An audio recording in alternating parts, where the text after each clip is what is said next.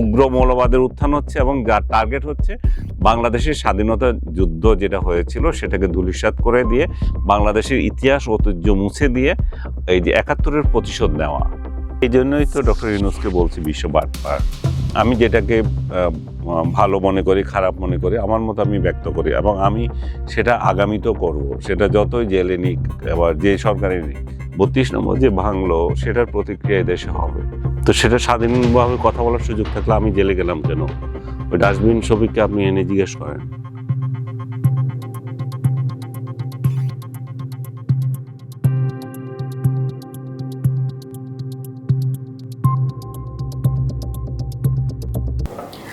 সমালোচনা করলে সন্ত্রাস বিরোধী আইনে যেতে হতে পারে জেলে। সমালোচনা কি সন্ত্রাসের মতো একটি দণ্ডনীয় অপরাধ? আসলে এটি শুধু সাধারণ মানুষের প্রশ্ন না, আমাদেরও প্রশ্ন, আর সেই প্রশ্নের উত্তর খোঁজার চেষ্টা করব আজকে। আপনাদের সবাইকে আমন্ত্রণ জানাচ্ছি ক্যাম্পাস টাইমসের নিয়মিত আয়োজন পলিটিক্যাল পালসে। আর আজকে আমাদের সাথে যুক্ত আছেন সবার পরিচিত, সবার জানা সাংবাদিক এবং কলামিস্ট আনিস আলমগীর। কেমন আছেন আনিস আলমগীর? অনেক ভালো, অনেক ভালো। ধন্যবাদ আপনাকে আমন্ত্রণ জানানোর জন্য। আপনি কেমন আছেন? ভালো চলছে, আগের মতোই।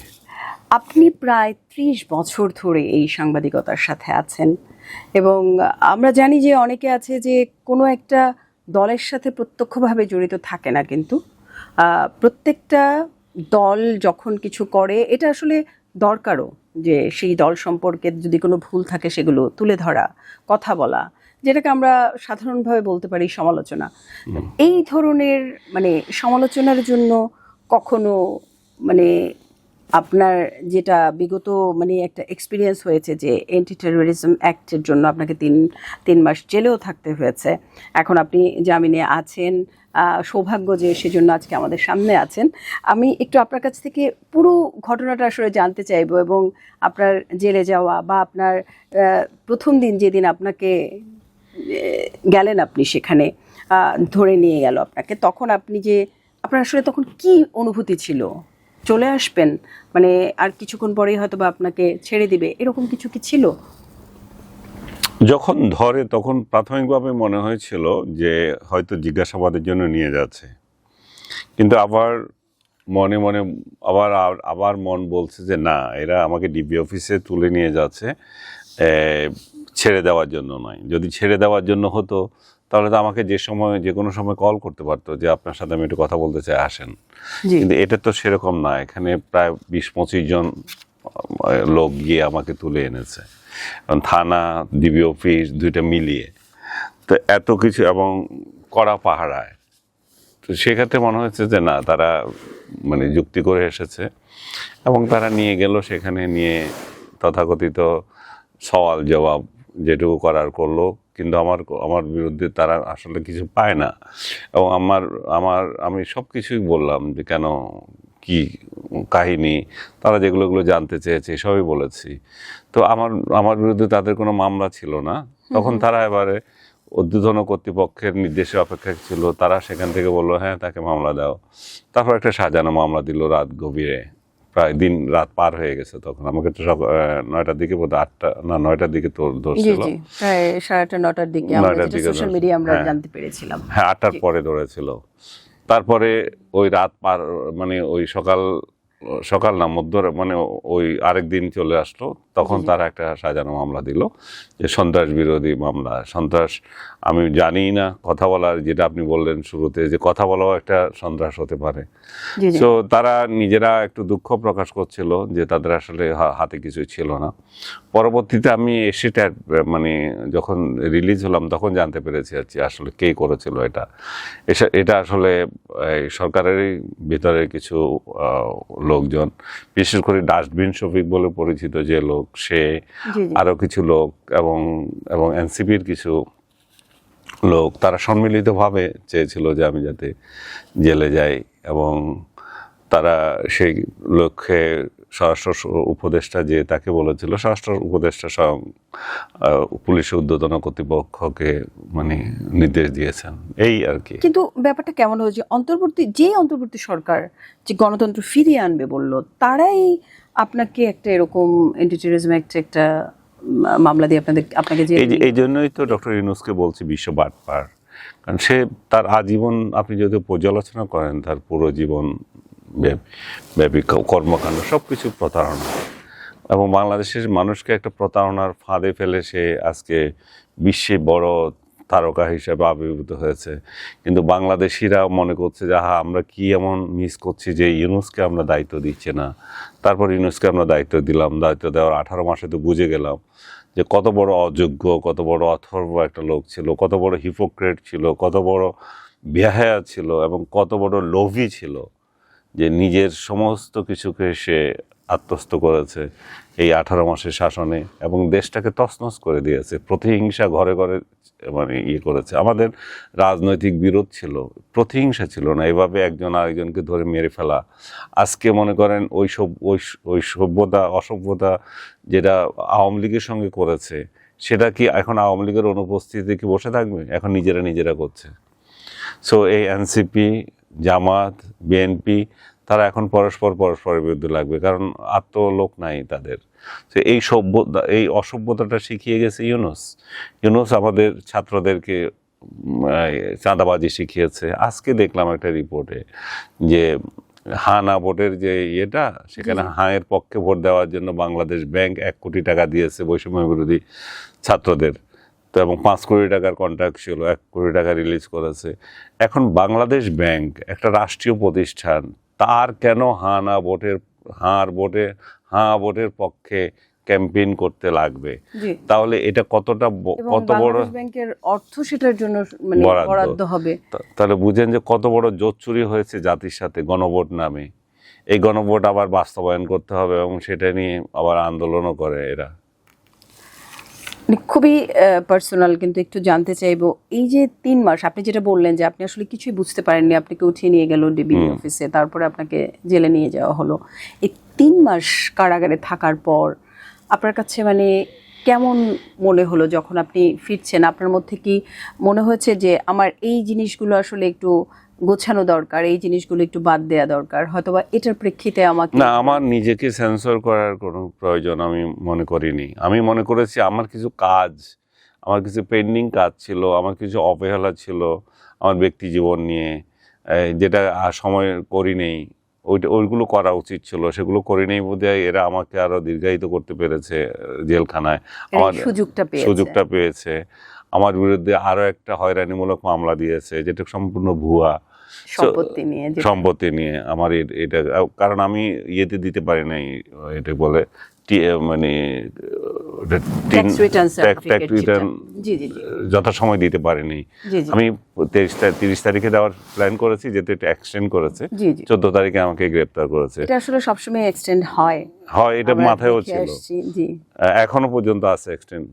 সো সবকিছু মিলিয়ে আমার মনে হলো যে আমার গাফেলতি কিছু আছে, আমার আসলে সময় আমি এগুলো সংশোধন করবো। কিন্তু পলিটিক্যাল কারেক্টনেসের যে প্রশ্ন, বা আপনি যেটা ভাবছেন আমি কি ইউনূসের বিরুদ্ধে কথা বলে ভুল করেছি কিনা, না সেটা আমি আসলে বলতে চাইনি। আমি যেটা বলতে চেয়েছি, আমি যেটা শুরুতে বলেছিলাম যে সমালোচনা করলে যদি এটা এই ধরনের একজন অন্যায় হয়ে থাকে, কারণ আমি পাশাপাশি কিন্তু আরেকটা কথা বলেছি, অনেকে একেবারে রাজনীতির সাথে সম্পৃক্ত থাকেন না, কিন্তু যারা রাজনীতি করেন বা রাজনীতি যে দলগুলো আছে তাদের প্রত্যেকেরই ভুল ভ্রান্তি বা কোথাও একটু ত্রুটি থাকতে পারে, সেই কথাগুলো বলেন যারা, আমি সেই জায়গাটার কথা বলছি। আপনিও কিন্তু সেই ধরনেরই একজন, সেই জিনিসগুলো বলেন যেন সবার সামনে আসে, জনগণের হয়েই কিন্তু আপনি এই জায়গাটা থেকে বলছি। না ঠিক আছে, আপনি যদি দেখেন আমার সোশ্যাল মিডিয়া প্ল্যাটফর্ম যেখানে আছি আমি, আমার একটা ইউটিউব আছে, এটা আউটস্পোকেন আনিস আলমগীর, আমার একটা ফেসবুক পেজ আছে, সেটাও আউটস্পোকেন আনিস আলমগীর। আমি এখানে সেন্সরশিপের প্রয়োজন মনে করি না, যেটা বলা সেটা বলতে হবে। আমাদের এখানে আমি তো এটা তো পত্রিকা না যে আমি পত্রিকায় কলাম লিখছি, কিংবা আমি একটা রিপোর্ট করছি, তা তো না। আমি এখানে যেটা বলছি আমার মনের ভাব প্রকাশ করছি। সো আমার মনের ভাব প্রকাশ করার জন্য সোশ্যাল মিডিয়া, যেটা তো মেইনস্ট্রিম মিডিয়া না, তো মেইনস্ট্রিম মিডিয়া হলে সেখানে সেন্সরশিপের বিষয় ছিল। সো আমি যা সত্য মনে করি, আমার মন যা বলে, আমি যেটাকে ভালো মনে করি, খারাপ মনে করি, আমার মতো আমি ব্যক্ত করি, এবং আমি সেটা আগামীতেও করব, সেটা যতই জেলে নিক, এবার যে সরকারই নিক। অবশ্যই আমরা চাইবো না আপনি আবার কারাগারে যান। আমরা কারাগারের প্রসঙ্গ থেকে আসলে বেরিয়ে আসতে চাই, কিন্তু এই জন্য একটু একটু ছোট্ট করে আমি জানতে চাইবো, আপনি যখন জামিনে মুক্ত হলেন, আমরা জেনেছি যে আমাদের মাননীয় প্রধানমন্ত্রী আপনাকে ফোন করেছেন, আপনার কৌশলাদি জিজ্ঞেস করেছেন, আসলে কি কথোপকথন হয়েছে, ঠিক কতক্ষণ তার সাথে এই এটা কথোপকথন হলো? বেশিক্ষণ না, কয়েক মিনিট, মানে লেস দেন 5 মিনিটস বা 5 মিনিটসের মতো। জি জি এটা এটা সম্পূর্ণ মানে আন্তরিক একটা সৌজন্যতা আর কি। ঈদ ঈদ ঈদ কৌশল বিনিময় বলতে পারেন, কারণ জি জি জি ঈদের দিন হ্যাঁ, ফোন ঠিক করেছেন, হ্যাঁ, না ঈদের দিনে ফোন ঈদের দিনই করেছেন। ফোন করেছিলেন। জি তো সেটা কেমন কেমন ছিলাম, কেমন আছি এখন, সামনে আমরা কি করতে পারি, সহযোগিতা কিভাবে আমরা দেশটাকে এগিয়ে নিতে পারি, সেভাবে দুই একটা কথা, টুকটাক কথা হয়েছে। এটা এটা এটা অরাজনৈতিক বলতে পারেন। জি না, অবশ্যই এটা আমরা আশা করি এরকমই ভালো এবং সৌহার্দ্যপূর্ণ একটা সময় এগিয়ে যাক। আমি আবারও একটু ফিরে আসি, যেটা আপনি বলছিলেন তৎকালীন যে অন্তর্বর্তী সরকারের প্রধান উপদেষ্টা ডক্টর মোহাম্মদ ইউনূস সম্পর্কে আপনি কিন্তু একটা কথা বলেছিলেন যে তিনি চাইলে পুরো দেশকেই কারাগার বানিয়ে ফেলতে পারেন। আসলে এটা কিসের প্রেক্ষিতে আপনি বলেছিলেন? এটা আমি ওই প্রেক্ষিতে বলেছি যে আমাকে গ্রেপ্তার করেছে আপনার ইয়েতে, সন্ত্রাস বিরোধী মামলা, যেটার সাথে আমার কোনো সম্পর্ক নাই। এবং আমাকে বলেছে যে আমি সন্ত্রাস করছি কেন, আমাকে একটা উদাহরণ দিচ্ছে 32 নম্বর যে ভাঙার যে বিষয়টা, জি সেই সেই প্রেক্ষাপটে আমি বলেছিলাম যে 32 নম্বর যে ভাঙলো সেটার প্রতিক্রিয়া দেশে হবে, এবং সেই প্রতিক্রিয়ায় ডক্টর ইউনূসের বাড়িও ভাঙচুর হতে পারে, তার সম্পত্তিও হতে পারে, কারণ এটা ছেড়ে দেবে না। আজকে বাস্তবতায় তো তাই প্রমাণিত হয়, এটা তাকে তো ছেড়ে দেবে না, সে তো একাও চলতে পারবে না। এমন এমন এমন পরিস্থিতি তৈরি করেছে দেশের মধ্যে, জি জি সে নিজে একা চলতে পারবে না, এবং তার প্রতিষ্ঠানগুলো সরকারের সহায়তা ছাড়া, সরকারের পাহারাদারি ছাড়া চলবে না। সো আমি যেটা বলেছি সেটা প্রতিক্রিয়া কি হতে পারে সে প্রেক্ষাপটে, সেটা যখন উকিল শোনাচ্ছিল আমার বিরুদ্ধে অভিযোগের ক্ষেত্রে, না আমি টকশোতে বিভিন্ন কথা বলেছি, সেগুলোর জন্য টকশোতে কথা বলাই হচ্ছে সন্ত্রাস। তো যাই হোক, যখন শোনাচ্ছিল তখন আমি বলছি যে আমি কোনো রাজনৈতিক দল করি না, আমি কোনো রাজনৈতিক দলের গোলামি করি না, আমাকে যারা গোলাম বানাতে চায় এটা তাদের সমস্যা, তারা মনে করছে যে আমি কোনো না কোনো রাজনৈতিক দলের সমর্থক। এবং সেই প্রেক্ষিতে বলছি যে এটার জন্য যদি ডক্টর ইউনূস আমাকে জেলে দেন তো উনি দিতে পারেন, কারণ উনি যদি চান যে উনি সারা, এবং যে হারে উনি সেই হিসেবে রাজনৈতিক, তো আপনি আসলেই ভাগ্যবান। আপনাকে যদি শুধুমাত্র বলেছি সন্ত্রাস বিরোধী কর্মকাণ্ড, আপনাকে যদি কারোর হত্যাকারী হিসেবে যদি আপনাকে ইয়ে করা হতো, এখানে দোষী করা হতো, না ইন দ্যাট সেক্ষেত্রে কেস তো আই এম আপনি লাকি অ্যাকচুয়ালি, আপনি অনেক কারণ অনেক lucky। জি সাংবাদিককে উনি তাই দিয়েছেন, অনেক সাংবাদিককে হত্যা মামলা আসামি দিয়েছেন যারা এর হত্যাকাণ্ডের সঙ্গে জড়িত না, তাদের বিরুদ্ধে অন্য অভিযোগ থাকতে পারে, তাদের বিরুদ্ধে অভিযোগ অভিযোগ হচ্ছে তারা বিগত সরকারের দালাল ছিল, সেগুলো আপনি বলেন, কিন্তু হত্যা মামলার আসামি করা সেটা তো কমপ্লিট অন্যায়। তো আমি ওনাকে ওই প্রেক্ষিতে বলেছিলাম যে আপনি যদি চান, মানে ডক্টর ইউনূস যদি চায়, সারা বাংলাদেশকে তো এখন কারাগার বানিয়ে দিতে পারে, কারণ কারাগার হয়ে গেছে, এত এত হাজার লোককে সে কারাগারে নিক্ষেপ করেছে বিনা কারণে, ভুয়া মামলা দিয়ে, তো দেশটা, পুরো দেশটাই তো কারাগার। আপনার আসলে কথা দিয়ে আমরা তো ডক্টর ইউনূসের মূল্যায়নটা বুঝতে পারছি, কিন্তু জুলাই গণ অভ্যুত্থানের মধ্যে আমরা যে পরিবর্তনগুলো চেয়েছিলাম আমরা ঠিক কতটুকু পেয়েছি? আমরা কিছুই পাই নাই, আমরা শুধু শেখ হাসিনা চলে গেছে এটাতে আত্মতৃপ্তি বোধ করছি, আমরা কমপ্লিটলি প্রতারিত। কারণ আমরা কি এই সোসাইটি চেয়েছিলাম শেখ হাসিনা চলে যাবে? আমরা কি চেয়েছিলাম আমাদের বাড়িঘর লুটপাট হবে? শেখ হাসিনা চলে যাবে, আমরা কি চেয়েছিলাম আমাদের শিক্ষা প্রতিষ্ঠানে শিক্ষকরা নির্যাতিত হবে? আমরা কি চেয়েছিলাম যে আমাদের, নির্যাতিত তো এখনো হচ্ছে, এখনো আমরা হচ্ছে গতকালকে আমাদের, দেখেছি। না তাৎক্ষণিকভাবে 3 মাস যা করেছে, 3000 শিক্ষককে পিটিয়েছে, চাকরিচ্যুত করেছে। তারপর আমরা কি এটা চেয়েছিলাম যে আমাদের রাজনৈতিক 17 এখন তো বছরের একটা স্টেবল শাসনে, গভর্নমেন্ট আছে, কিন্তু এরপরও তো এই ধরনের ঘটনাগুলো ঘটছে। আমরা দেখলাম শাহবাগে সেদিনের মবের একটা ঘটনা, গতকালকেও আমরা আরেকটি দেখলাম যে একটি শিক্ষিকার এবং একজন যুবদলের। না এরকম টুকটাক তো জি।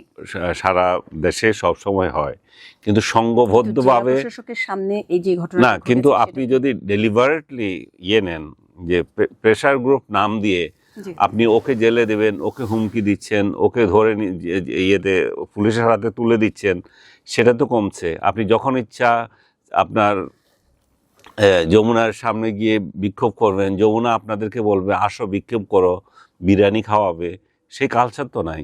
এখন তো সরকার বলছে না যে এটা করো, তখন তো সরকার স্পন্সর ছিল, সরকার তো 32 নম্বর ভাঙার স্পন্সর ছিল, সরকার তো কোনো পদক্ষেপ নেয় নাই এখানে, সরকার তো লাগিয়ে দিয়েছিল সোনার ছেলেদেরকে এগুলো ভাঙচুর করার জন্য।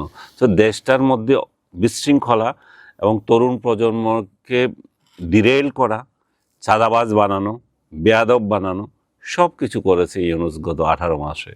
তো সেটার সাথে যদি আপনি এখনকার তুলনা করেন ঠিক হবে না, বরং আমরা এখন যেটা বলবো যে ইউনূসের শাসনের সে এক্সটেনশন যাতে না হয়, আমাদের এটা সতর্কতা হতে হবে। আপনি যে উদাহরণগুলো দিলেন সেগুলো যাতে না হয়। একটা ছেলে শাহবাগে তার জিডি করতে গিয়েছে, তো জিডি করতে গেছে, তাকে জিডি করতে দেন, তাকে কেন ওখানে ধরে পিটাবেন? সেটা যে দলের হোক, ছাত্র শিবিরের ছেলে হোক আর যারই হোক। যদিও দুর্ভাগ্য যে এমন যে ওরাই আবার এগুলো করেছিল, যে দুইটা ছেলেকে দাঁতাল, যেটাকে দাঁত ভেঙে দেবে বলছে, আরেকটা ছেলে তারাই সে করেছে। এবং ইমি নামে একটা মেয়েকে 7 মার্চের ভাষণ দেওয়ানোর জন্য কারণে সে এখনো কিন্তু কারাগারে আছে, শাহবাগ থেকে ধরে এরা মপ করে পুলিশের হাতে দিয়েছিল। আরেকটা ছেলে মুসাদ্দেক না কি নাম, সে একজন শিক্ষককে তাড়া করেছিল। সো এগুলো তো আল্লাহর তরফ থেকে আসবে এদের জন্য, এগুলো তো মাপ পাবে না এরা।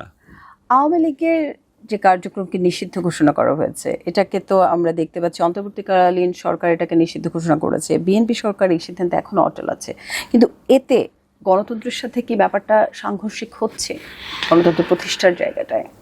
শুনেন, কোনো একটা রাজনৈতিক দল না থাকলে কি আসে যায় সেটা আমরা বলতে পারি, কিন্তু আওয়ামী লীগ এমন একটা রাজনৈতিক দল, তার যে বিস্তৃতি, তার যে গণবৃদ্ধি, সেটা তো অস্বীকার কেউ করতে পারবে না। এবং বাংলাদেশের স্বাধীনতা আন্দোলনের সঙ্গে জড়িত এই দলটি।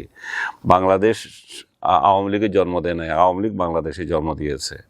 সো এরকম একটা রাজনৈতিক দলকে আপনি প্রতিহিংসাবশত ইউনূস ব্যান করে রেখেছিল এবং এটা আইন করে, মানে নির্বাহী আদেশে বাতিল করে রেখেছিল। এই সরকার আবার আইন করে তাকে মানে নিষিদ্ধ করেছে। এখন তার একটা উপায় হচ্ছে যে আদালতে গিয়ে পরিত্রাণ পাওয়া। আদালত যে স্টাইলে চলছে এই মুহূর্তে, আমি জানি না আওয়ামী লীগ ওটা আদালতে যাবে কিনা, আর যাওয়ার মতো তাদের লোক আছে কিনা, যে আমরা এই মামলাটা এখন আদালতে লড়বো।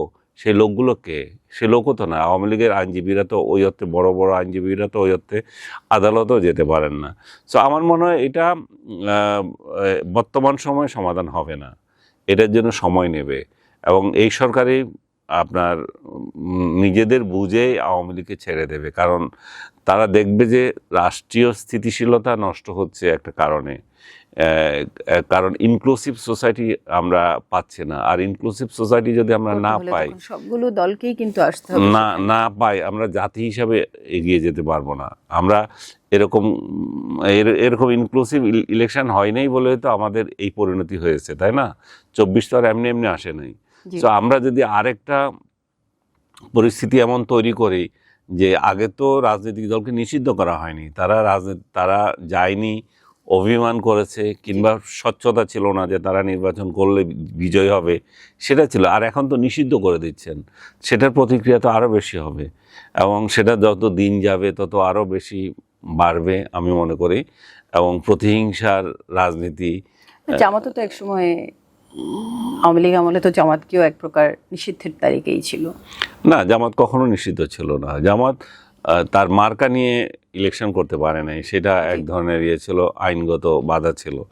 এবং তাদেরকে শেখ হাসিনা পতনের 2-3 দিন আগে নিষিদ্ধ করা হয়েছিল, যেটার কোনো এফেক্টই হয় না। ওই নিষিদ্ধ অবস্থা কালেই তারা সেনাবাহিনীর প্রধান সহ রাষ্ট্রীয় বিভিন্ন জায়গায় মিটিং করেছে, মিছিল করেছে, মানে সভাগুলো, মানে শেখ হাসিনা উত্তর দেশের পরিস্থিতি কিভাবে উত্তরণ ঘটাবে সেটার জন্য তারা পার্টিসিপেন্ট ছিল। তখনও তাদের দল তো নিষিদ্ধ, কার্যকারিতাটা ওইভাবে করে হয়নি, জাস্ট নিষিদ্ধ না, কোনো নিষিদ্ধই হয়নি। তারা অ্যাক্টিভ ছিল, এবং তো এই আন্দোলনও তো তারা অ্যাক্টিভ ছিল। আমি একটু যদি পেছনে ফিরে যাই, অন্তর্বর্তীকালীন সরকারের যে প্রেস সচিব শফিকুর রহমান, উনি বলেছেন যে এখন মানুষের, সাংবাদিকদের বিশেষ করে কথা বলার যে স্বাধীনতাটা, সেটা ফিরে পেয়েছে। আপনি এই ক্ষেত্রে আসলে কি বলবেন? এখন মানে কি ইউনূসের আমলে না ইউনূসের পরে? ইউনূসের আমলে না, উনি তাৎক্ষণিকই বোধহয় একটা ইয়ে করেছেন যে মানে মানুষ সবচেয়ে বেশি ইতিহাসে সবচেয়ে বেশি স্বাধীনভাবে কথা বলার যে একটা সুযোগ সেটা পেয়েছে অন্তর্বর্তীকালীন সরকারের সময়। তো সেটা স্বাধীনভাবে কথা বলার সুযোগ থাকলে আমি জেলে গেলাম কেন? ওই ডাস্টবিন শফিককে আপনি এনে জিজ্ঞেস করেন। তো এটা এটা হচ্ছে, সে হচ্ছে একটা মিথ্যুক, সে যা ইচ্ছা তা বলে যাচ্ছে, আবার এটা আপনারা কোট করছেন। ওকে নিয়ে কথা বলার আমার কোনো আগ্রহ নাই, কিন্তু এটুকু আপনাকে বলতে পারি যে বাংলাদেশের স্বাধীনতা, সাংবাদিকদের স্বাধীনতা সবচেয়ে ভয়াবহ ছিল এই ইউনূসের শাসনে। অন্তর্বর্তীকালীন সরকারের ইউনূসের শাসনে, ওই ইউনূসের শাসনে আপনি আপনার চারপাশে দেখেন কতজন চাকরিহারা হয়েছে মত, শুধু মত পোষণ করার কারণে, একটা রাজনৈতিক মতামত ধারণ করার কারণে, স্বাধীনতার পক্ষে থাকার কারণে, এবং কতজন কয়টা টেলিভিশন দখল করেছে, এবং সাংবাদিকরা প্রশ্ন করার জন্য চাকরিহারা হয়েছে। সো এটা প্রমাণ নেওয়ার জন্য ডাস্টবিন শফিকের কাছে যেতে হবে না, এটা তো প্রমাণ আপনার কাছে আছে, আমার কাছে আছে, তার বয়ান লাগবে কেন? আমি তার বয়ানটা এই জন্য বলেছি যেহেতু তিনি অন্তর্বর্তীকালীন সরকারের প্রধান উপদেষ্টার একজন প্রেস সচিব ছিলেন এবং তিনি এই কথাটা বলেছিলেন, সেজন্য আসলে আমি এই কথাটা উঠিয়ে এনেছিলাম পুরনো প্রসঙ্গটাকে।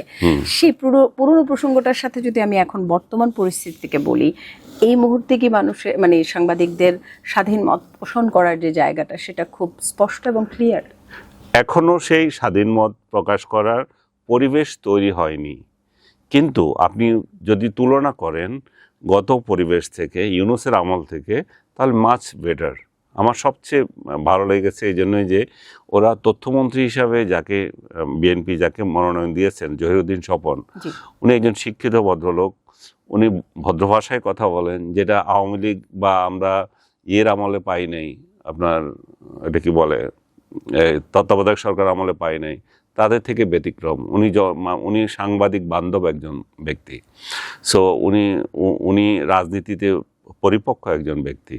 সো তিনি একটা ব্রিজ হিসাবে কাজ করার চেষ্টা করছেন মিডিয়া এবং সরকার। আমার মনে হয় তাকে সময় দেওয়া দরকার। এই 3 মাস যে সময়কালীনটা, এখন তো মাত্র 3 মাস চলছে, তিন মাস সময়টাতে আপনার এইটুকু উপলব্ধি আপনি বলছেন যে ডেভেলপ হতে পারে। আমি যেটা বলছিলাম যে এই যে বিএনপি ক্ষমতা এসেছে প্রায় 3 মাস, এর মধ্যে আমরা দেখলাম যে একটা জ্বালানি সংকট তৈরি হলো, তারপরে হচ্ছে আপনার অর্থনৈতিক নানা সংকট তৈরি হলো, এটার প্রেক্ষিতেই আসলে হচ্ছে। এবং সবচেয়ে বড় যেটা আমাদের কাছে ডিজাস্টার মনে করি যে হামের যে উপদ্রবটা হলো, এবং এই সবগুলো মিলিয়ে আপনার কাছে মনে হচ্ছে মানে সব মিলিয়ে দেশটা আসলে কেমন আছে 3 মাসে? এটা আসলে তো ধারাবাহিকতা। আপনি 3 মাস তো হঠাৎ করে হয়ে যায় না কিছু। ইউনূস যেভাবে রেখে গিয়েছিল সেই ডিজাস্টার পজিশন থেকে আমাদের একটা স্বস্তির জায়গা হচ্ছে যে একটা নির্বাচিত সরকার এসেছে। কেমন নির্বাচিত সেই কোশ্চেনে আর গেলাম না, কারণ এটা ইনক্লুসিভ ইলেকশন যেহেতু হয় নাই। তারপরও আমরা একটা আশাবাদ ব্যক্ত করেছি যে বহির্বিশ্বে একটা গভর্নমেন্ট পেয়েছি, এবং বহির্বিশ্বে এই বার্তা গিয়েছে যে যারা এখানে এসেছে তারা অনির্বাচিত কেউ না, ইউনূসের মতো নিজের মানে উল্টাপাল্টা কিছু করবে না বা করবে না, যে বিনিয়োগ করতে পারবে মানুষ। তো বিনিয়োগের সবচেয়ে বড় সমস্যা ছিল ইউনূসের আমলে, কারণ মানে প্রতিষ্ঠিত সরকার ছাড়া কেউ আসে না। এই 3 মাসে আসলে আমরা বিনিয়োগের বার্তা কতটুকু পেয়েছি? আমরা এখানেও হতাশ হচ্ছি হয়তো, কারণ সরকার তো বিনিয়োগের জন্য যাকে ইউনূস রেখেছিল তাকেই এরা রেখে দিয়েছে, এবং যে বিনিয়োগের যে পরিবেশ তৈরি করার সে বার্তাও তাদের কাছে যাচ্ছে না, কারণ সংসদের ভিতর থেকে আবার বাইরে এসে এরা আন্দোলন করছে। এবং আপনাকে যেটা বললাম, রাজনৈতিক অস্থিতিশীলতার একটা পরিবেশ রয়ে গেছে, যেহেতু আপনি ইনক্লুসিভ সোসাইটি করছেন না, আরেকজনকে ব্যান করে রেখেছেন। সো বিনিয়োগের জন্য একটা মানে আমি মনে করি যে কঠিন বার্তা অপেক্ষা করছে হয়তো, বা ওই পরিবেশ, এটা না বলে আমি এটাও বলতে পারি যে আগের পরিবেশের থেকে বড় ধরনের কোনো উন্নয়ন হয়নি। আর বৈশ্বিক রাজনীতিতে যে পরিস্থিতি, অর্থনৈতিক মন্দাভাব যেটা শুরু হয়েছে, যেখানে আমাদের জিডিপি একেবারে 3.5 মতো, এই অবস্থায়, এবং মুদ্রাস্ফীতি 8%-এর উপরে, এই অবস্থায় অর্থনীতি গতিশীল করা কিন্তু খুব টাফ। এবং এই জ্বালানিকে এবং তেলকে যুদ্ধের একটা বড় হাতিয়ার হিসাবে ইরান দেখাতে সক্ষম হয়েছে। এই সক্ষমতার কারণে সারা ওয়ার্ল্ড এখন এই যুদ্ধ দ্বারা এফেক্টেড। এটা আর ওই গাজা আর ফিলিস্তিনের মধ্যে সীমাবদ্ধ নেই, বা ইসরায়েলের যুদ্ধের মতো নাই। এটা সারা বিশ্বের যুদ্ধ হয়ে গেছে এখন, যেহেতু আমেরিকা ইনভলভ হয়েছে। তো সেখানে আমরা সাফারার হব। আমাদের অর্থনীতি যেভাবে ছিল, যেভাবে চলেছিল, যে প্ল্যান করেছিলাম আমরা, সেখান থেকে আমাদের সরে আসতে হবে। সরকারি দল, বিরোধী দল এবং ভবিষ্যৎ বিরোধী দল, তাদের প্রতিপক্ষ সবগুলোকে চিন্তা করে অর্থনীতিটা সাজাতে হবে। আদারওয়াইজ কঠিন পরিস্থিতিতে সামনে পড়তে যাচ্ছি আমরা। বিশেষ করে মুদ্রাস্ফীতি বেড়ে কি পর্যায়ে যায়, বাংলাদেশের টাকার মান যদি কমে যায়, তাহলে আমাদের যে কী পরিস্থিতি হবে, আমাদের দ্রব্যমূল্য কোথায় দাঁড়াবে। হ্যাঁ, আপনি একটা বোধহয় বলেছিলেন যে বাংলাদেশের টাকা এক প্রকার তেজপাতার মতো হয়ে যেতে পারে। আমি তেজপাতার মতো টাকা দেখেছি, ইরাকে দেখেছি, ইরানে দেখেছি, আফগানিস্তানে দেখেছি, এবং পাকিস্তানও এখনো তেজপাতার মতোই আছে। সো এই যুদ্ধ বিধ্বস্ত দেশগুলোতে টাকা কি পরিস্থিতি হয়, তখন এইটার এফেক্ট তো দেখা যায়। আর আমরা যদি টাকার পর টাকা ছাপতেই থাকি, তাহলে সেটাও হবে। সো এখানে একটা মানে দক্ষ লোকদের দ্বারা এটা করতে হবে, পরিচালনা করতে হবে, এবং রাজনৈতিক অস্থিতিশীলতা কিভাবে কমানো যায় সেই চেষ্টা করতে হবে। আপনি দক্ষ লোকের যে জায়গাটা বললেন, যেটা বাংলাদেশ ব্যাংকে কিছুদিন আগে যে গভর্নর নিয়োগের যে ব্যাপারটা হয়েছে, সেই জায়গাটা আপনি কি মনে করছেন যে তিনি কি আসলে সক্ষম, এই যে নাজুক পরিস্থিতিতে এই জায়গাটাকে? এটা আনইউজুয়াল। একটা নর্মালি যাদেরকে নিয়োগ দেওয়া হয় তাকে দেওয়া হয় না, এটা একদম ভিন্ন ট্রেডের লোককে এনে দিয়েছে। আবার ভিন্ন ট্রেডের লোকরাই যে একেবারে ব্যর্থ হয়ে যাবে সেটাও আমি মনে করি না। অনেক সময় দেখা যায় যে ম্যানেজমেন্ট পাওয়ার যদি কারো থাকে, ম্যানেজিয়াল পাওয়ার যদি থাকে, অর্থনীতি যদি বুঝে, তাহলে এটা অস্বাভাবিক কিছু না যে ওনার দ্বারা ভালো কিছু সম্ভব। এখন এটা যে বিরোধিতার জন্য যে বিরোধিতা করতে হবে, না, উনি তো আর না। যেমন আমার সাংবাদিকতায় মনে করেন, আমাদের এডিটর সংবাদপত্র থেকে আসতে হবে, যে সাংবাদিকতায় মাস্টার্স করেছে তাকেই হতে হবে, এমন তো না। কিন্তু বাংলাদেশ ব্যাংকের গভর্নর সে কি পজিশন অফ দ্য কান্ট্রি, এই জায়গাটা থেকে কি এই সময়ে এই ধরনের এক্সপেরিমেন্টাল কিছু কি এখানে? এই জায়গায় আমি আপনার সাথে একমত। অর্থনীতির এই অবস্থায় আমরা এত এক্সপেরিমেন্টে যাওয়া উচিত হয়নি আমাদের। এখানে গদ যে নিয়মে চলছিল, সেখানে সেই জায়গায় দক্ষ আর কে আছে সেখান থেকে চুজ করা দরকার ছিল। ইভেন অর্থমন্ত্রী সম্পর্কেও তো বলা হয় যে উনি অর্থ মন্ত্রণালয়ের জন্য কতটা ফিট আছেন। উনাকে হয়তো পররাষ্ট্র মন্ত্রণালয় দিলে উনি আরও ভালো করতে পারতেন, কিংবা অন্য কোনো মিনিস্ট্রি, এই জায়গায় অন্য কেউ আসতে পারতো।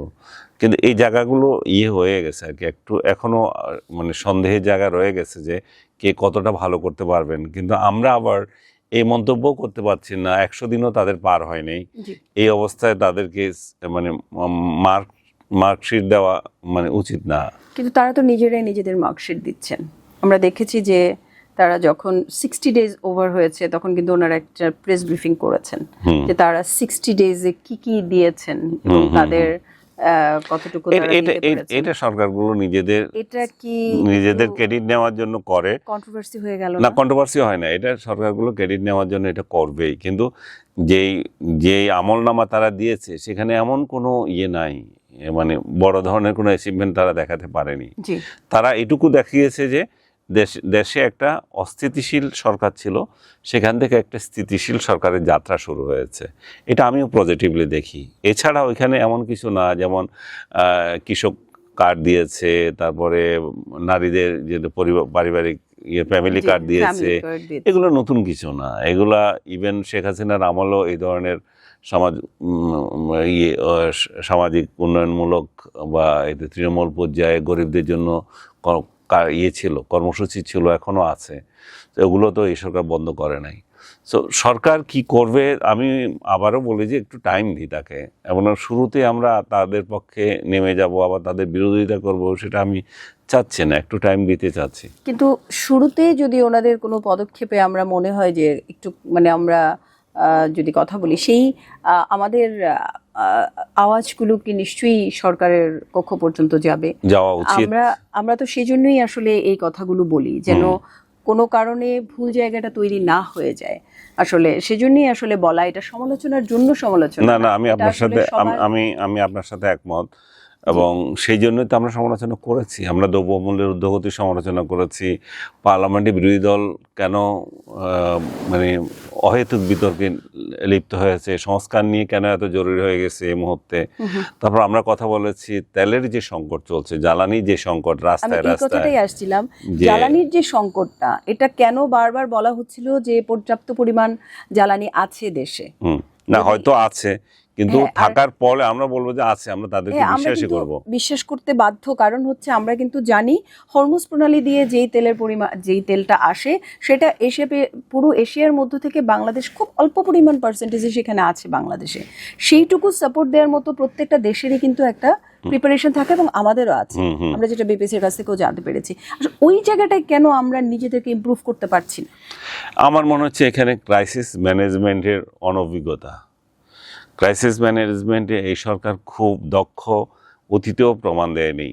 অতীতেও দেখেনি যে বিদ্যুৎ নিয়ে তারা অনেক ক্রাইসিস ফেস করেছে, এই হারিকেন, জি, এই বিদ্যুৎ না থাকা, তেলের সংকট, সারের সংকট, এই সমস্ত জায়গাগুলোতে তারা কিন্তু খুব দক্ষতার পরিচয় দিতে পারেনি অতীতে। এখনও তারা, আমি জানি না তাদের ললাট খারাপ, তারা এমন একটা সময় আসলো যখন এই যে তেলের সংকটটা, সেটা তাদের ম্যানেজমেন্টের জন্য, তাদের নিজেদের অদক্ষতার জন্য নয়, এটা সারা বিশ্বে ঘটে গেছে। জি, এবং এই পূর্ববর্তী সরকার যদি ভালো পদক্ষেপ নিয়ে যেতেন, এই ধরনের রিজার্ভ যদি আরও স্ট্রং করতেন, বা মানে এই তেলের ফ্লোটা যদি স্বাভাবিক থাকতো, তাহলে হয়তো এই বদনামটা তারা একটু কম পেতেন। কিন্তু এখন তাদের কপাল খারাপ, তারা শুনতে হচ্ছে। এবং এটার জন্য আমি মনে করি যে তারা অবিলম্বে তাদের ম্যানেজমেন্টের দক্ষতা, যে ম্যানেজারিয়াল দক্ষতা কীভাবে বাড়ানো যায়, এবং এখানে কে আছে আর কে না আছে সে চেহারা দেখার দরকার নাই। জি, জি, এবং এখানে এমন লোকদের দেওয়া উচিত যাদের সাফারিংসটা কম হয় জি, মানুষের। মানে ক্রাইসিস ম্যানেজমেন্টের জায়গাটায় আমাদেরকে আরেকটু সুন্দরভাবে প্ল্যানিং করা দরকার। দরকার। জি, আমি একটু অন্য একটা প্রসঙ্গে আসি। আমরা আওয়ামী লীগ আমলে দেখেছি ওই যে জঙ্গি নাটক সাজানো হতো, তো আমরা বিএনপি সময়ে কিন্তু এসে আবার এই ধরনের কিছু দেখতে পাচ্ছি। যেমন আজকে আপনি নিশ্চয়ই জেনেছেন যে একটা অ্যালার্ট দেওয়া হয়েছে, এবং সিটিটিসিও এই ব্যাপারে কথা বলেছে। তো আসলে এটা কি আমি আপনার সঙ্গে প্রথমে একটু আপত্তি করি যে জঙ্গি নাটক, তাহলে স্পেসিফিক বলতে হবে কোনটা জঙ্গি নাটক ছিল। না, আমরা আগের ঘটনাগুলোকে বলতাম যে নাটক সাজানো হচ্ছে। আমরা বাংলাদেশে অন্তর্বর্তীকালীন সরকারে কিন্তু এরকমই শুনেছি যে এগুলো নাটক ছিল, বাংলাদেশের সক্ষমতা আছে, এই ধরনের কোনো কিছু ঘটছে না, বাংলাদেশ যথেষ্ট সিকিউর, সেফ। আমি আসলে এখন আবার দেখতে পেলাম, যেমন আজকেই তো আমরা এই ধরনের একটা অ্যালার্টের খবর পেলাম। আসলে এই পুরো ব্যাপারটা আসলে জানতে চাচ্ছি, যেহেতু আপনি অনেক সিনিয়র, আপনি বেশি জানবেন এই ব্যাপারটা। আমি মনে করি যে বিগত সময়ে জঙ্গি কার্যক্রম যেগুলো চলেছিল এবং যথার্থ ছিল, সব কিছুকে নাটক বলে আমরা পার করে দিতে পারি না। আমরা অনেকে, আমি নিজেও হয়তো অনেক সমালোচনা করেছি এগুলা নিয়ে, কিন্তু কার্যত দেখা গেল যে জঙ্গি কার্যক্রম তো ছিল না তখন। এখন আবার মাথাছাড়া দিয়ে উঠছে কেন, বা জঙ্গি পনায় অভিযুক্ত লোকগুলো কিভাবে একের পর এক ছাড়া পেয়ে যাচ্ছে, সেটা কি যথাযথভাবে হয়েছে কিনা, বা তাদের মামলাগুলোর কি পরিস্থিতি। এবং এই সরকার আসার পরপরই আফগানিস্তান এবং পাকিস্তানের জঙ্গিদের সাথে এত ধরম মহর, এই সরকার না, এই যে ইউনূস সরকার আসার পরপরই এত ধরম মহরম ভিজিটের কি দরকার ছিল, সেখানে কোনো রহস্য আছে কিনা।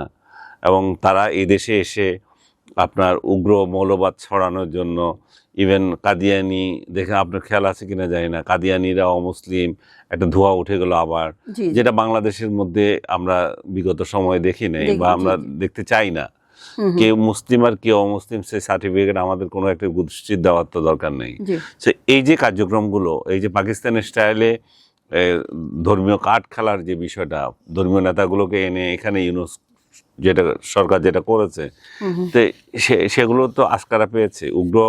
একটা উগ্র মৌলবাদী রাষ্ট্র বানানোর জন্য ইউনূস সাহেবের প্ল্যান ছিল, তার কার্যক্রম ছিল। সেটার প্রেক্ষিতে হয়তো এখন যদি আবার উগ্রবাদ মাথাছাড়া দিয়ে ওঠে, সরকার তো সেটার উদ্বিগ্ন হওয়ার আছে, এবং সরকারি সংস্থাগুলোর উদ্বিগ্ন হওয়ার কারণ আছে। এবার একটু ভিন্ন প্রসঙ্গে যাই। আপনি ইরাক যুদ্ধের সময় সেখানে ছিলেন, সেই যুদ্ধ আপনি কেমন দেখেছেন? কখনো কি মনে হয়েছে যে আপনি বেঁচে ফিরবেন, একটু আপনার কাছ থেকে জানতে চাই। না, আশা তো থাকে মানুষের, বেঁচে থাকা থাকবে না কেন। তবে যে রাতে প্রথম শুরু হলো 20 মার্চ রাতে, সেটা ছিল সবচেয়ে ভয়াবহ রাত। যে চারিদিকে মানে পুরো শহরে এত আলো, সবগুলো, ইভেন আমাদের হোটেলের পাশে ছিল টাইগ্রিস নদী, যেটা ফোরাত নদী বলে, যে এত আলোয় আপনার রাতের অন্ধকারে পানি দেখা যাচ্ছে, এমন আলো হয়েছে যে বোম্বিং হচ্ছিল আলো। আর পাশে একটা রাজপ্রাসাদ ছিল, যে সাদ্দামের, ওইটা বোধ হয় রিপাবলিকান প্যালেস নাম ছিল, বা অন্য একটা নাম ছিল, সম্ভবত রিপাবলিকান প্যালেস, সেটাতে আগুন ধরিয়ে দিল। তো ভয়াবহ ঘটনা ঘটেছিল। আমি তো রাতে ঘুমিয়েছিলাম, আপনি এটা অনেকের কাছে অবিশ্বাস্য লাগবে, ক্যাটস পরা অবস্থায় ঘুমিয়েছিলাম। যদি কোনো অ্যালার্ম হয়, যাতে আমরা নিচে গিয়ে, আমাদের হোটেলের নিচে একটা বাংকার মতো ছিল, সেখানে যাতে আশ্রয় নিতে পারি। এর মধ্যে আবার টেলিফোনও আসছিল বাইরে থেকে, একটা টেলিফোনে অ্যাটেন্ডও করতে হলো, থেকে জার্মানি থেকে ফোন করেছিল, ডয়েচে ভেলে টেলিভিশন। সবগুলো মিলিয়ে ভীতিকর পরিস্থিতি গিয়েছিল। আবার এক ধরনের ছিল যে আমরা তো সাংবাদিক, আমাদের এখানে কেন মারবে, আমরা তো, ওরা তো জানে এখানে এই হোটেলটাতে সংগ্রহে আপনার আছে, এবং আমেরিকান সাংবাদিক সহ আমরা এখানে, পশ্চিমা সাংবাদিকরা সহই আছিল। আমাদের এখানকার তো বেশি সাংবাদিক যায় না, আমি আর ইন্ডিয়ান একজন সাংবাদিক ছিলাম তখন। সো তাতে করে মানে সবগুলোই বলতে পারেন যে আপনি ওয়েস্টার্ন সাংবাদিক এবং মিডল ইস্টের সাংবাদিক, তো এগুলোতে এত বেশি হবে। যুদ্ধ চলাকালীন সময় তো আসলে এটা মাথায় থাকে না যে এটা সাংবাদিকদের এলাকা বা এখানে ওরা আছে। তখন তো দেখা যাচ্ছে যখন যে স্থাপনাটাকে ধ্বংস করে দেওয়া হচ্ছে বা যে এলাকাটাকে উড়িয়ে দেওয়া হচ্ছে, যেহেতু বম্বিং এর কথা বললেন, এটা তো যে কোনো জায়গায়। শুনেন, এই বম্বিংটা এখন আর আগের মতো নাই। এখন যে যুদ্ধ দেখছেন না আপনি, সেটারই সূচনা তখন থেকে হয়েছে। এটা কম্পিউটারাইজড যুদ্ধ। আচ্ছা, কম্পিউটারে বসে আপনার এই বিল্ডিং এ আমি আছি, আমাকে যদি টার্গেট করে ঠিক এই বিল্ডিং এ মারবে, এবং পাশের বিল্ডিং এ লাগবে না। সো ওইভাবেই হয়েছে। সো শেষ পর্যন্ত আমাদের বিল্ডিং কিন্তু, আমাদের হোটেল কিন্তু কখনোই আক্রান্ত হয়নি ওইভাবে, ওই বোম্বিং করে। যেটা আক্রান্ত হয়েছে সাদ্দাম পতনের একদিন আগে আমাদের হোটেলকে লক্ষ্য করে এটা বোমশেল মারা হয়েছিল। মার্কিন সেনারাই মেরেছিল, কারণ তারা সন্দেহ করেছিল যে এখানে একজন সাংবাদিক বড় লেন্স দিয়ে সে ছবি তুলছিল, তাদের সন্দেহ হচ্ছে সে স্পাই, তাকে টার্গেট করে শেল মেরেছিল, এবং সেটা ওই তালা, উপরের তালা, নিচতলা, 3 তালা ধ্বংস হয়েছিল স্পেসিফিক করে, এবং তাৎক্ষণিকভাবে সে মারা গিয়েছে ওই সাংবাদিক। আরো 2 জন আহত হয়েছে। যদি মানে এই যে নতুন প্রজন্ম তারা আছে, আমাদের সন্তানরা সাংবাদিক হতে চায়, আসলে কতটুকু সাহসিকতা থাকতে হবে এবং কতটুকু সত্যি বলার, মানে সত্যি কথা বলার সাহস থাকা দরকার? সত্য বললে তার সাহস এমনিতে চলে আসবে। সত্য বললে এবং অন্যের না খেলে, আপনার অর্থনৈতিক সমৃদ্ধি, অর্থনৈতিক ব্যাকগ্রাউন্ড যদি তার ভালো থাকে, আপনার অর্থনৈতিক ব্যাকগ্রাউন্ড ভালো না, আপনি সামনের মাসে চাকরি আপনার আছে কি নাই ঠিক নাই, আপনার চাকরিটা চলে গেলে খাবেন কি করে, এবং আপনি মালিকের দালালি করতে হবে, দায়বদ্ধতাগুলো থেকে কি সত্যকে তখন বিকৃত হয়ে যায়, তখন ওই লোকদের পক্ষে সম্ভব হয় না যে ইয়ে করবে। এবং আপনার ওই গার্ডস থাকা উচিত, চাকরি গেলে যাবে, আমি খাওয়ার মতো আমার পয়সা আছে, ওই গার্ডস যদি না থাকে তাহলে সাংবাদিকতাও আপনার এসে কোনো লাভ হবে না, এখানে কেরানিগিরি করতে হবে শুধু। তাহলে আমার সন্তান যদি সাংবাদিক হতে চায়, বা আপনার ব্যাকগ্রাউন্ড থাকে, আপনার আর্থিক যোগান দেওয়ার সন্তান যদি, মানে কতটুকু আপনার উৎসাহ থাকবে এর মধ্যে? আমার সন্তান সাংবাদিকতায় আগ্রহী না, এবং সে একবার আমাকে বলেছিল যে টেলিভিশনে স্পোর্টস কমেন্টেটর হতে চায়, তো সেটা তো খুব সাংবাদিক আমার মনে হয় না। তো সাংবাদিকতায় যদি আগ্রহী হয় সে হবে, আমার তাতে কোনো আপত্তি নেই। কিন্তু আমি এইটুকু মনে করি যে সে সাংবাদিক হতে হলে তাকে কিন্তু আর্থিক কষ্টে পড়তে হবে, এই মেন্টালিটি থাকতে হবে। কিন্তু আজকালে যেটা দেখা যাচ্ছে, এটা কেটে যাচ্ছে, কারণ এখানে সাংবাদিকতা আসছে যে বাটপারি করার জন্য, টাকা ইনকাম করার জন্য। অনেকে মনে করছে সাংবাদিকতায় কোটি কোটি টাকা আছে, সত্যিকার অর্থে আছেও। আমাদের সময়ের, আমাদের আগের বাটপাররা তো এটা করেছে, কিছুটা হলেও বটে, কিছুটা না অনেকটাই বটে। অনেক বাটপার তো এভাবে টাকা ইনকাম করেছে, কোটি কোটি টাকা ইনকাম করেছে, আমেরিকায় বাড়ি করেছে, বিদেশে বাড়ি করেছে, ইলেকশন করতে চায়। একজন সাংবাদিক ইলেকশন করতে চায় কিভাবে, ওর টাকা কোথায় পায়? আওয়ামী লীগের নমিনেশন কিনবে বা বিএনপির নমিনেশন কিনবে, কিভাবে করবে ওরা? তার মানে হচ্ছে তারা অনৈতিক কাজের মধ্যে লিপ্ত আছে। আনিস ভাই, আর বেশি বাড়াবো না, আমরা একটু শেষ করব। আপনার কাছে আমি এখন কয়েকটা প্রশ্ন করব, যেটা আমি এক কথায় শুধু উত্তর চাইব। শেখ হাসিনা স্বৈরাচারী? আমি হা অথবা নাই উত্তরটা জানতে চাইবো। এটা মিক্সড, এক দলের কাছে উনি স্বৈরাচারী, আরেক দলের কাছে স্বৈরাচারী না। কিন্তু বাস্তবতা হচ্ছে যে উনি যে আচরণগুলো করেছিলেন, উনি যে শাসন চালিয়ে গিয়েছিলেন, সেখানে প্রশ্নবিদ্ধ ছিল। তো যখন প্রশ্নবিদ্ধ ছিল তাকে স্বৈরাচারী হিসেবে ট্রিট করেছে তারা। ডক্টর মোহাম্মদ ইউনূস আশার আলো নাকি হতাশা? কমপ্লিট হতাশা।